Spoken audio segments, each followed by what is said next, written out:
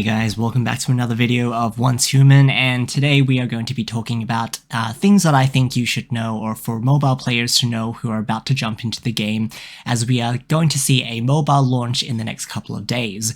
So this game has predominantly been a Steam PC client-based game, and it has just got an exciting update which will come to mobile and be available to mobile players on the 23rd of April. And I thought I'd just make a video with the basic mechanics that to share with those who are new players, as well as those who are basically on a hiatus and haven't played this game in a while and maybe want a bit of a refresher of how to play the game and the basic needs of how to start the game as a new player.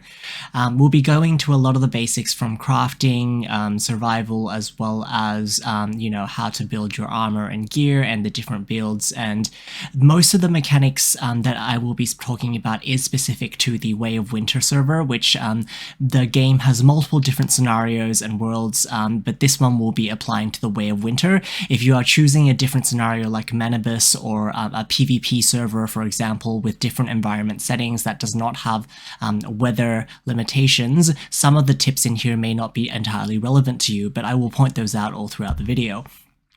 So the first thing to start off with, when you are faced into the game and introduced into the world, you will see a lot of these ores around, which predominantly ore farming and wood farming will be the best tactic to start off with, and you will need these materials to kind of build a camp and build a base. And the first thing, you'll start off with copper ore, which is the one I'm farming now, and you'll also need gravel from rock as well. The wood or log that you need to build houses and structures to begin with would be farmed from the trees around the area. You would simply just walk up to the tree. Right now I am farming with a axe, which is in the bottom right corner. You can see there is a little axe in my toolbar, which you can craft from a campsite, but you will also need rock and wooden materials like logs to craft that one. So what's very important after getting these materials is you want to actually create a campsite and be able to craft something called a torch. This is highly relevant to the Way of Winter scenario. If you're in the scenario where it snows and it's got relatively cold weather, you will need to equip yourself with a torch to begin with to make sure that you are always at optimal body temperature and that you are not randomly dying of cold weather, because that can get quite annoying. So having this torch handy as one of your, as your melee weapon would be great. So you get 3 weapon choices. You get one primary weapon, 1 secondary weapon, which will most likely either be guns, crossbows, or rifles, and then your third weapon is your melee weapon, which would be your torch. As you can see, I did also use a consumable just then and ate to retain heat, body heat. So there are also consumables and foods in the items where you can eat in the Way of Winter server to retain heat, and it adds 10 heat. Now the temperature bar right at the bottom of the top right corner under the map that says 0 degrees Celsius. That's where you would monitor where your body temperature is. You want to keep it at the optimal zone where the gray area is there. Another thing that you will really want to start learning from the get-go is to create unlocking formulas and create craftables, which will help you in your progress throughout the game. So these will include things which will help you mine minerals, create bullets and ammunition for your firearms, as well as create these materials such as structures for your houses. And one of the most important ones that you will be needing here is a primary supply workbench, which you will be using to craft your armor. If you are ever unsure of where to unlock a certain thing, you can just jump into the build section and click on the item, and it should take you directly to the Memetics menu where you can unlock it. It does take these Memetics points to unlock these craftable items, and what you'll need to do is you need to complete quests and also obtain treasure chests and level up in order to gain these points, which are kind of like a skill point system throughout the game. One of the first things also you want to do once you have crafted your campsite from from collecting all the wood and all of the stones and materials is you, other than creating the torch, you also want to start creating some armor as well. Now, each armor can be crafted with different hide or different leather material types. You want to be choosing the type that will give you a bonus at the top here that says cold resist and frost resist. In the Way of Winter server, you will need this because it helps you resist terribly cold weathers, which will eventually reduce your HP if you get to a state where you are way too cold.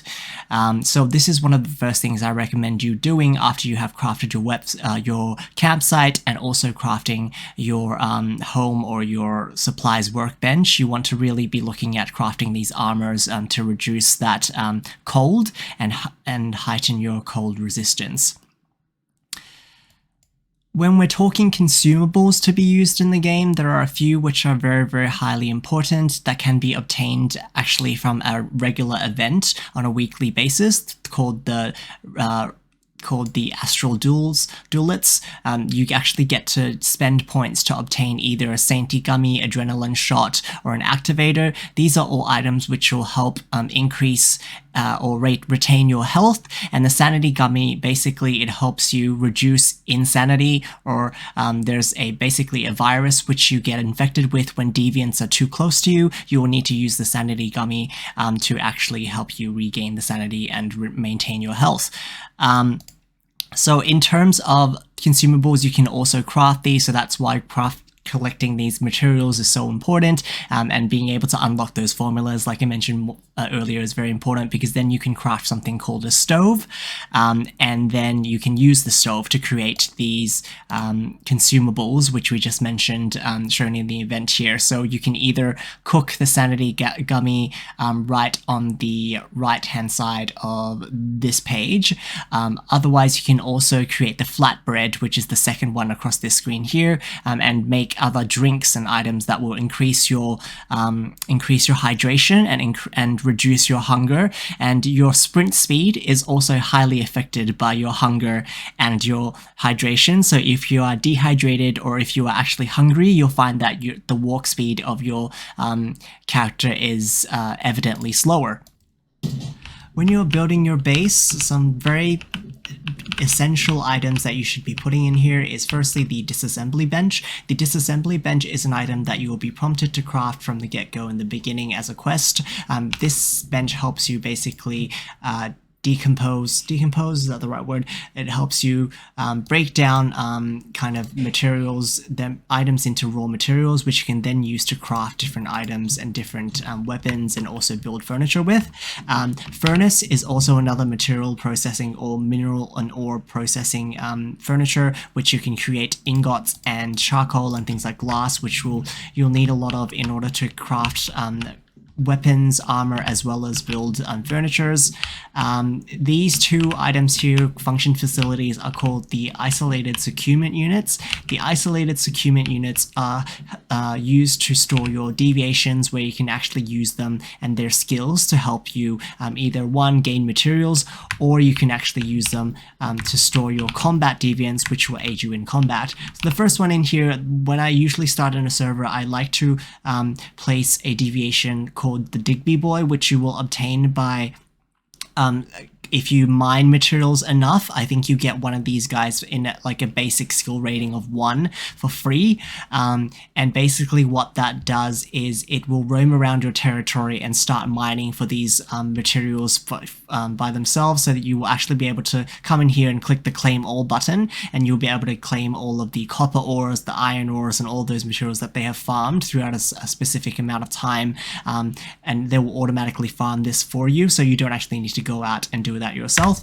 Another deviation which would be beneficial in that sense is the logging beaver. So one of these ones, if you put it into a securement unit, it will actually help you log trees and obtain log, and throughout longer periods of time it might even find rare furniture formulas, which would be like wooden furniture, which you can claim from the securement unit as well.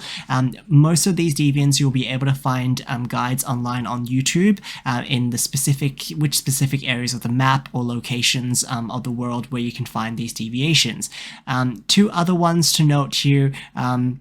or 3 or 4 is you've got the Fetch-a-Lot bunny, which helps you obtain crops and things that you can, consumables which you can eat or use for cooking and to boost stats. And similarly, the Grow Shroom is something that will be in your territory to help you plant crops so that you can obtain those items and those crops as well. And it really helps you just plant flowers or plant mushrooms and plant different kind of things that you can use to your advantage, either in combat or to boost your stats. And these two here, Flame Essence and Shephosaurus Rex, they will help increase the speed and efficiency when you are creating minerals and ores from the furnace. So that's the furnace here, which we mentioned earlier. It makes, when you are trying to make charcoal or making copper ingot, it actually jumps onto the furnace and it makes the ingot crafting speed a lot quicker.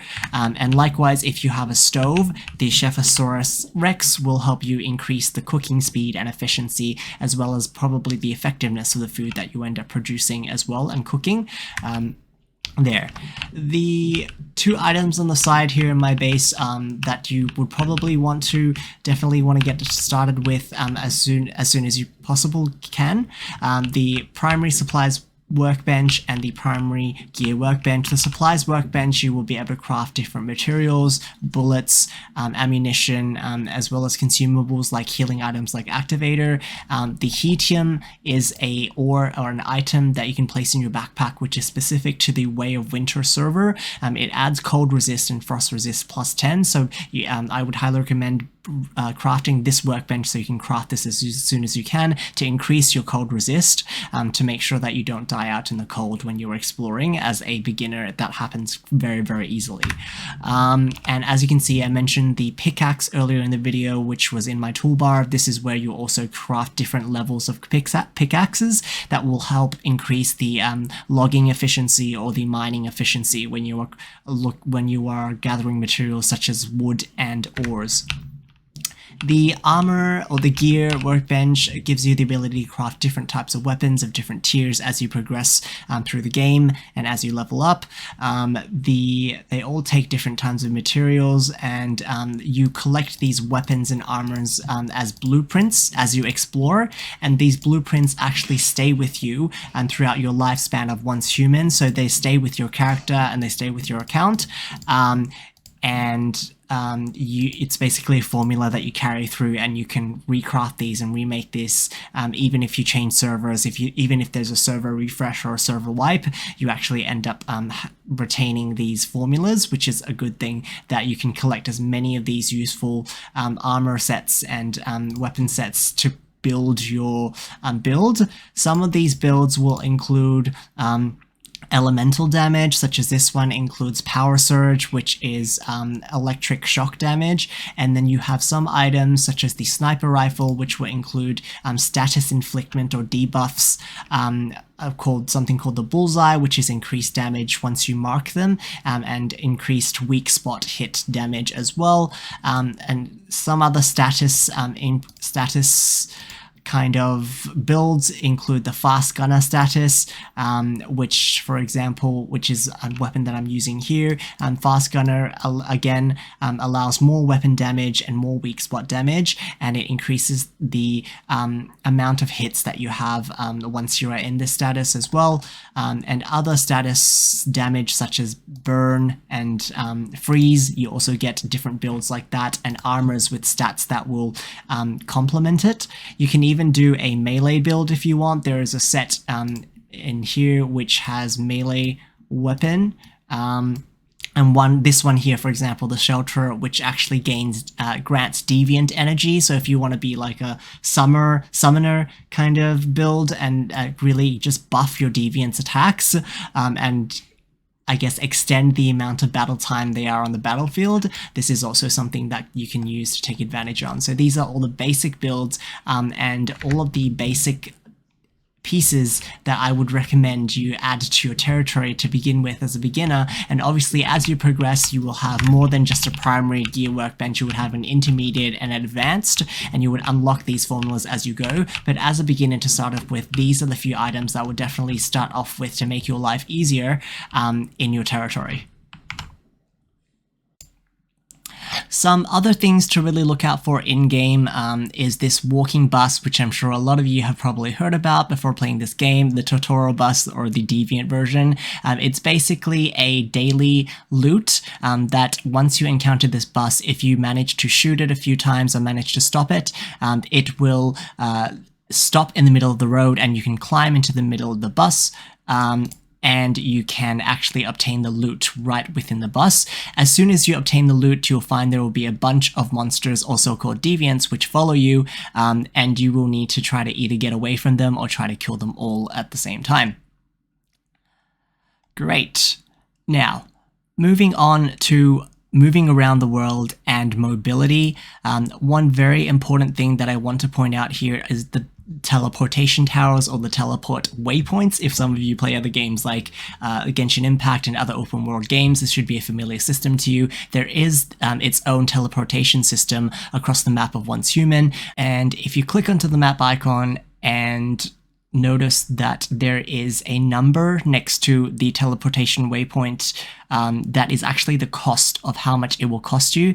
Every teleportation point costs you a certain amount of energy links, and energy links are obtained by leveling up through quests and through chests as well, and you'll find that the further the teleport waypoint is, the more energy links it will take, and this is a currency that you can use in-game by selling your consumables, selling your equipment, selling items to NPCs, or otherwise you can get it again from quests, and also from things like that daily quest of the walking bus will also drop some energy links for you as well, and participating in events like that. One of the big game changer for me in terms of mobility and moving around the map in this game is being able to own a motorcycle. So the first thing I would recommend doing when in your build your territory section is to look into the facilities and scroll down to the bottom. There should be a garage section, and if you craft a garage, and it gives you the ability to actually craft or build a motorcycle or other types of vehicles that you can use to move around quicker in the game and around the map. Now to talk about different scenarios and the different, I guess, phases within a scenario. One of the very important features of the Way of Winter scenario, or quite a few scenarios in Once Human, is they have something called a Lunar Oracle or Lunar Red Moon phase, which, as you can see now, my screen is very red and there's a massive red moon. My eyes look a bit cooked, and it's mainly because this particular phase starts at 9 PM in-game time and then ends at 3 AM. What will happen during this phase is there will be a craze of spawned deviants that will appear here and there, which will be a lot stronger and drop things, something called rubies, and basically you'll need to attack different deviants and obtain really, I guess, higher rarity rewards at the risk of, as you can see, my health bar down the bottom here is already reducing and the sanity is increasing. During this period, sanity will always increase and you'll be infected by different health debuffs, and it's actually relatively hard to stay alive as a beginner. So I would probably recommend avoiding this particular time phase as a beginner if you're going out to explore. If you are trying to do any building, territory building, and crafting minerals and crafting items, this is probably the time phase I would use that time for, or even if you want to sit back and take a bit of a break, because if you end up going out and trying to defeat enemies and you're not really that well prepared with armor or skills or level, this will be particularly challenging for you to jump out and tackle things here. However, if you are high level enough and you do have the right armor for it, which there is actually an armor set you can actually craft, which will, it says when HP is below 70%, weapon damage and status damage plus 12%, the HP reduction from low sanity is decreased by 40%. So this particular set, called the Treacherous Tide set, is actually made predominantly for this Lunar Oracle Last tip from me, but certainly not least, you'll find that there is also a currency in-game called Stardust Source. Now this Stardust Source is actually quite rare to come by, as particularly in early stages of the game when you're a beginner. You mostly farm these Stardust Source from dungeons called silos, and different difficulties, higher difficulties will grant you more of this Stardust Source, but you also get them rarely from quests as well. This kind of source is used to craft more advanced materials and more advanced ammunition. You'll find in the crafting interface there will be ammunition called AP ammunition. Now this ammunition is more of like a premium ammunition, and it will cost you Stardust Source to actually craft this. I would be very extremely careful in trying not to use that kind of ammo from the very beginning, because you will need the Stardust Source to create rare weapons and rare equipment, rare armor, gold tier armors, which will require the Stardust Source. And as you can imagine, if you are crafting a lot of AP ammo or premium ammo with the Stardust Source, then you eventually run out of resources, the limited resources you have, to create the gold tier weapons, which you will eventually need to increase your combat level and your combat damage output. So those are kind of my 2 cents today for this game. Again, great to bring more Once Human content, and very excited to see how this game will branch out into the mobile version. Also very excited to meet a new mobile player base and to see what this game has to bring for us in terms of everything that's still yet to come. If you did enjoy this video and liked this content and would love to see more content like this from me, please feel free to like, comment, and subscribe. Leave a comment below and let me know what kind of other content you would like to see in the future. But otherwise, it's been great this time around, and hopefully I will see you next time. Bye!